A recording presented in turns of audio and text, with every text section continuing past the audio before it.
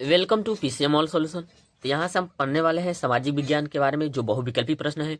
ये board exam में 20 number के आते हैं और यहाँ से हमने 20 तक जो प्रश्न पहले कर चुके हैं।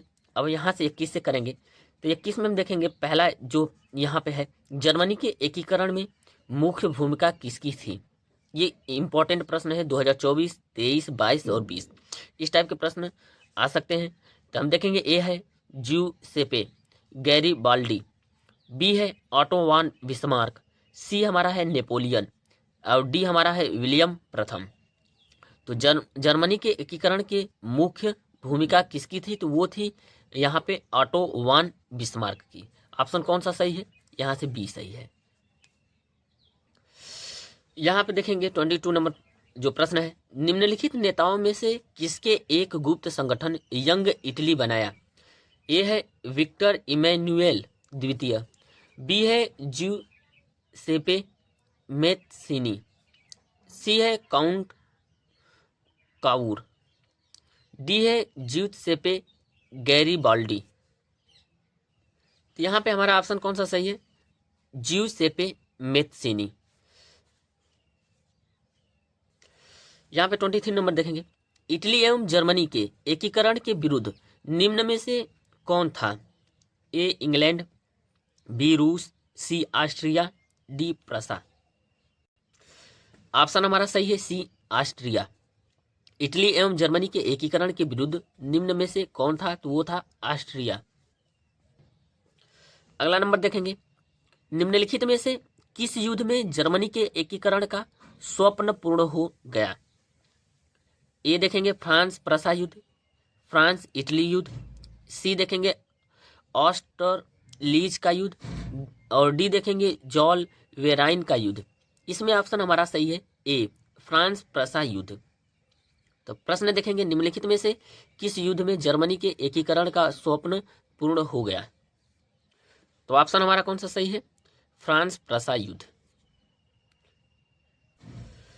यहां से 25 नंबर प्रश्न देखेंगे, प्रसा के राजा विलियम प्रथम को जर्मनी का सम्राट कब घोषित किया गया। ये इंपॉर्टेंट प्रश्न है, 2023 में आया हुआ है। देखेंगे ए दिसंबर 1870 में, बी जनवरी 1870 में, सी जनवरी 1871 में, डी जनवरी 1872 में। तो प्रसा के राजा विलियम प्रथम को जर्मनी का सम्राट कब घोषित किया गया, तो वो था सन जनवरी 1871 में। कौन सा ऑप्शन सही है, सी सही है, ऑप्शन सी सही है। यहाँ पे 26 नंबर देखेंगे, उदारवाद से तात्पर्य है। ए है निजी संपत्ति का अभाव, बी है राज्य द्वारा आर्थिक गतिविधियों पर पाबंदी, सी है व्यक्ति को स्वतंत्रता तथा कानून के समक्ष समानता, डी है कुछ लोगों के हाथ में शासन की शक्ति। तो उदारवाद से तात्पर्य है व्यक्ति को स्वतंत्रता तथा कानून के समक्ष समानता। तो ऑप्शन हमारा कौन सा सही है, सी सही है। यहाँ पे देखेंगे 27 नंबर, निम्न में से यह किसका कथन है। ये भी काफी इंपॉर्टेंट है प्रश्न। जब फ्रांस छींकता है तो बाकी यूरोप को सर्दी जुकाम हो जाता है। ये इंपॉर्टेंट प्रश्न है। तो देखेंगे ए है काबूर, बी है बिस्मार्क, सी है मेजीनी, डी है मैटरनिक।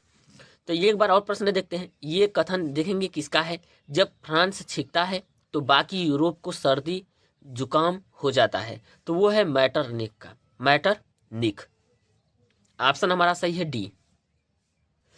28 नंबर हम देखेंगे, ड्यूक मैटरनिक ने सामाजिक व्यवस्था का सबसे खतरनाक दुश्मन किसको माना। ये प्रश्न नंबर 28 है। ए रूसो को, बी विक्टर इमैनुएल, सी काल्विन, डी है ज्यूसेपी मेत्सिनी।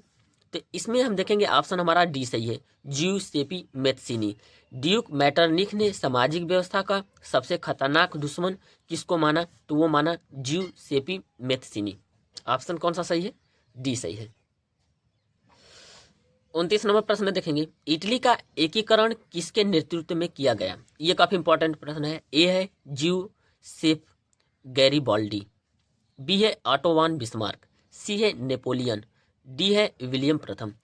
तो इटली का एकीकरण किसके नेतृत्व में किया गया, तो वो था ज्यूसेप गैरिबाल्डी। ये ऑप्शन ए सही है। कौन सा ऑप्शन सही है, ए सही है।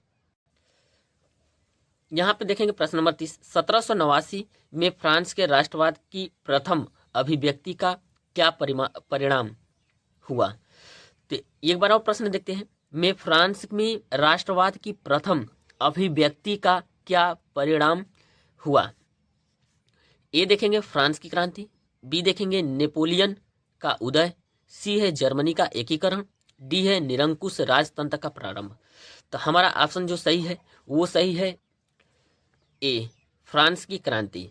1789 में फ्रांस में राष्ट्रवाद की प्रथम अभिव्यक्ति का क्या परिणाम हुआ, तो वो था फ्रांस की क्रांति। ये काफ़ी इंपॉर्टेंट है। ऑप्शन कौन सा सही है, ये सही है। Like share and subscribe.